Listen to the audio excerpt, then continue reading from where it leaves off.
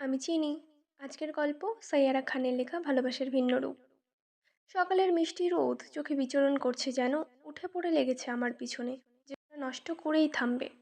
কিন্তু আমি ঘুম থেকে উঠবো না, কারণ মাত্র বাজে 9টা। তার সাথে আজ ক্লাসও নেই, তাই কাঁথাটা গায়ে জড়িয়ে দিলাম ঘুম। কিন্তু শান্তি তো আমার কপালে নেই। 5 মিনিট হয়নি, অমনি আম্মু দরজায় নক করছে। কিন্তু আমি তো আর দরজা খুলছি না। কে খুলবে? কেন খুলবে? হুম, আমি তো ঘুমাবো। আর আমার মা, তিনি আজ ওয়াদা করেছিলেন মনে হচ্ছে, যে মেয়ের ঘুম হারাম করেই ছাড়বেন।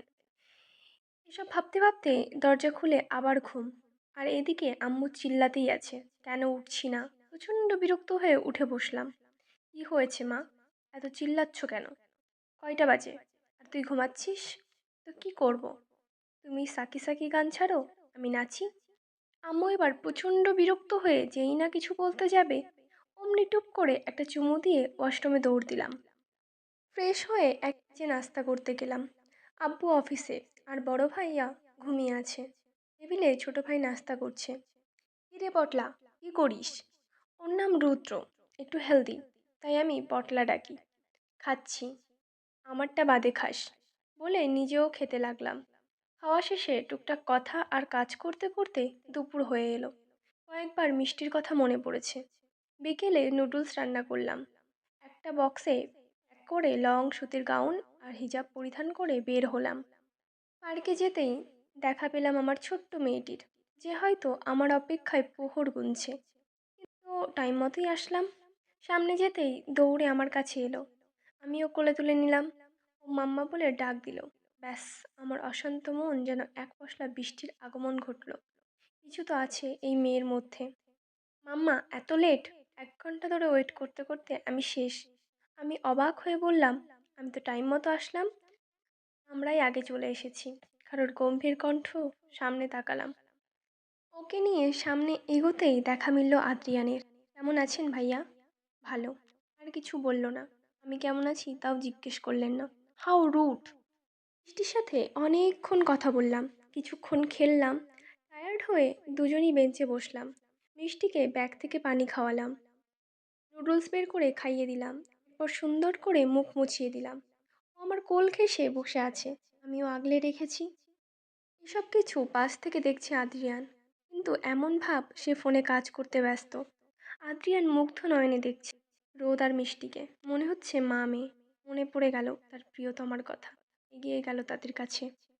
ঘুমিয়ে গিয়েছে? হুম। আমার কাছে দাও, তোমার কষ্ট হচ্ছে? না না ভাইয়া, কষ্ট হচ্ছে না, প্লিজ থাকুক আমার কাছে। আদ্রিয়ান উত্তরে মুচকি হাসি দিয়ে পাশে এসে বসলো। অনেক ধন্যবাদ, তোমার জন্য মেয়েটা স্বাভাবিক হচ্ছে। আমি চমকালাম, পাশে তাকালাম, কিন্তু কিছু বললাম না। উনি আবার বলা শুরু করলেন। অনি মারা যাওয়ার পর আমি মিষ্টিকে আঁকড়েই বেঁচে আছি। কিন্তু আমি যতই আদর ভালোবাসা দিই না কেন, মায়ের অভাব অপূরণীয়। মিষ্টি সবসময় চুপচাপ হয়ে থাকে। আমি ছাড়া বাসায় সবার সাথে থাকে, কিন্তু একদম নিস্তেজ। আমি চাইলেই মেয়েটাকে খুশি রাখতে পারি না। আমার সব থেকেও মেয়েটার জন্য কিছুই করতে পারি না। আদ্রিয়ানের সাথে আরও কিছু কথা হলো। আর এটাও জানতে পারলাম যে উনি একজন ইঞ্জিনিয়ার, রিসার্চার। নিজের পার্সোনাল ল্যাবও আছে। কিছুক্ষণ পরই মাগরিবের আজান দেবে, তাই আমি যাওয়ার জন্য বললাম। আদ্রিয়ানও হ্যাঁ সূচক মাথা নাড়ালো। উনি আমার কোল থেকে মিষ্টিকে নিল। আমাকে বাসায় ড্রপ করে দেওয়ার কথা বললে আমি না করে দিই। উনি গম্ভীর হয়ে আবারও বললেন। এইবার না করার আগেই ওনার ধমকে কেঁপে উঠলাম। মিষ্টিও কিছুটা ঘুমের মধ্যে কেঁপে উঠল। আমি ভয়ে তাড়াতাড়ি গাড়িতে উঠলাম। গাড়ি ছেড়ে দিল আপন গতিতে। মেডিকেলে আজ একটা ক্লাস হবে না। প্রচুর বিরক্ত হয়ে বসে আছি, কারণ আমার বাচাল বান্ধবী প্রায় 1 ঘন্টা ধরে প্যাচ প্যাচ করছে। কারণ উনি আজ মেডিকেলের এক স্যারের উপর ক্রাশ নামক বাঁশ খেয়েছে, তাই তাকে ইমপ্রেস করার ধান্দায় আছে। তোরের উপর রাগ করে এবার আমি ব্যাগ নিয়ে সামনে এগোতে লাগলাম। বের হতেই ছোট্ট পরি দৌড়ে আমার কাছে এলো। আমিও বুকে জড়িয়ে কোলে তুলে নিলাম। আজ 5 দিন পর মিষ্টিকে দেখলাম। এই কয়েকদিন পড়ার চাপ ছিল, তাই সময় হয়নি, কিন্তু ভিডিও কলে বসে থেকে খাবার খাওয়াতে হতো। মিষ্টির কথায় ধ্যান ভাঙল। সামনে গাড়িতে হেলান দিয়ে আদ্রিয়ান দাঁড়িয়ে আছে, সাথে অনেক সুন্দর একটা মেয়ে। রেস্টুরেন্টে বসে আছি আমি, মিষ্টি, আদ্রিয়ান আর তার বোন জারবা। মেয়েটা অনেক মিশুকে। ও নাকি আমার সাথেই দেখা করতে এসেছে। মিষ্টিকে আমি খাইয়ে দিচ্ছি, আর তা মুগ্ধ নয়নে দেখছে আদ্রিয়ান আর জারবা। খাওয়ার মাঝে আমরা টুকটাক কথা বলছিলাম। তখন ওয়েটার জিজ্ঞেস করলো কিছু লাগবে কি না। ওরা না বললেও আমি বললাম মিল্ক শেক দিতে, উইথ লেস চকলেট। কিছুক্ষণ পর ওয়েটার দিয়ে গেল। আমি স্ট্রটা মিষ্টির মুখের সামনে নিতে ও প্যাঁচার মতো মুখ করে বসে আছে। এক কথা দুধ ওর অপছন্দের। আমিও কম কিসের। বিনে সবটুকু ওকে খাইয়ে বিশ্বজয়ের হাসি দিলাম। তারপর হাত দিয়েই ওর মুখ মুছিয়ে দিলাম। এতক্ষণ হাঁ হয়ে দেখছিল আদ্রিয়ান আর জারবা। যে মেয়ে দুধ খাবে না বলে কান্না করতে করতে জান দিয়ে দেয়, সে কিনা ভদ্রমতো সবটুকু খেলো। আর এটা একমাত্র রোদই পারবে, যা আদ্রিয়ান বুঝে গেছে। দুদিন পর রাত 1:45। এত রাতে ফোনের আওয়াজে চমকে গেলাম।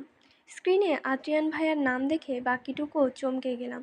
মিষ্টির প্রচুর জ্বর আর বারবার মাম্মা বলে ডাকছে। আদ্রিয়ান না পেরে ফোন দিয়েছে।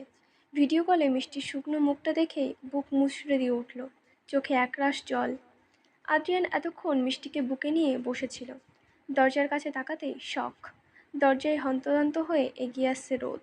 পরনে বোরখা, হিজাবের টাইম পায়নি, তাই মাথায় ওড়না, হাতে ফোন। দৌড়ে এসে ছলছল চোখে মিষ্টিকে দেখছে। আদ্রিয়ান তো পুরোই অবাক হয়ে জিজ্ঞেস করলেন, তুমি এখানে এত রাতে কী করছো? কি হলো বলো, আর বাসা কিভাবে চিনলা? কথা বলছো না কেন? ধমকে বলল। আমি এবার ফুপিয়ে কেঁদে দিলাম। আদ্রিয়ান কিছুটা শান্ত হয়ে দেখতে লাগলো। রোদের চোখ ফুলে লাল হয়ে আছে, গোলাপি ঠোঁটজোড়া কাঁপছে, কেমন মায়াবী লাগছে। টুপটুপ করে চোখ দিয়ে পানি পড়ছে। আদ্রিয়ানের এবার খারাপ লাগলো। কিছু বলতে যাবে অমনি জারবা এলো আর বলল, আরে ভাবি। এরপর জিভ কেটে আপি কাঁদছো কেন? মিষ্টি তো তোমার সামনেই আছে। আমি নিচু স্বরে বললাম, আমি একটু মিষ্টির কাছে যাই। আদ্রিয়ানের অনেক খারাপ লাগলো রোদের জন্য, যে কিনা তার মেয়েকে এত ভালোবাসে, সে এখন তার ভয়ে ওর কাছে যাওয়ার অনুমতি চাইছে। জারবা বলে উঠল, তুমি মিষ্টির কাছে যাবা, এতে অনুমতির কি আছে? রোদ আর চোখে আদ্রিয়ানের দিকে এক পল তাকালো। তারপর বিছানায় শুয়ে থাকা মিষ্টির মাথায় হাত বুলাতে লাগলো। মিষ্টি ঘুমের মধ্যেই মাম্মা বলে ডেকে রোদের কোলে মুখ গুছল। আদ্রিয়ান অবাক হয়ে দেখছিল। জ্বরের মধ্যেও মিষ্টি রোদকে চিনে ফেলে। জারবা বলল, জানো ভাইয়া, ভাবি আপি আমাকে ফোন দিয়ে সে কি কান্না। পরে আমি বাসার অ্যাড্রেস দিই, এত রাতে আসবে আমি ভাবতে পারিনি। এত রাতে কীভাবে এলো একা? একা না তো, ওনার ফ্রেন্ডের সাথে এসেছে। উনি নিচে আছে। কোন ফ্রেন্ড, মেয়ে না ছেলে? ছেলে শুনে আদ্রিয়ানের ভুরু কুঁচকে এলো। রোদ কেন এত রাতে একটা ছেলের সঙ্গে বের হবে? আদ্রিয়ানের রাগ হলো, কিন্তু কিছু বলল না। এর মধ্যে দুটো পর্ব আছে একসঙ্গে, ঠিক আছে? যেহেতু পর্বগুলো একটু ছোট ছোট, সেই জন্য আমার মনে হচ্ছে দুটো তিনটে একসাথে যোগ করে দিলে আমারও সুবিধা, আপনাদেরও সুবিধা, অনেক পর্ব হয়ে যাবে। তো আশা করছি আপনাদের ভালো লাগবে। সাথে থাকবেন, সুস্থ থাকবেন। বাই।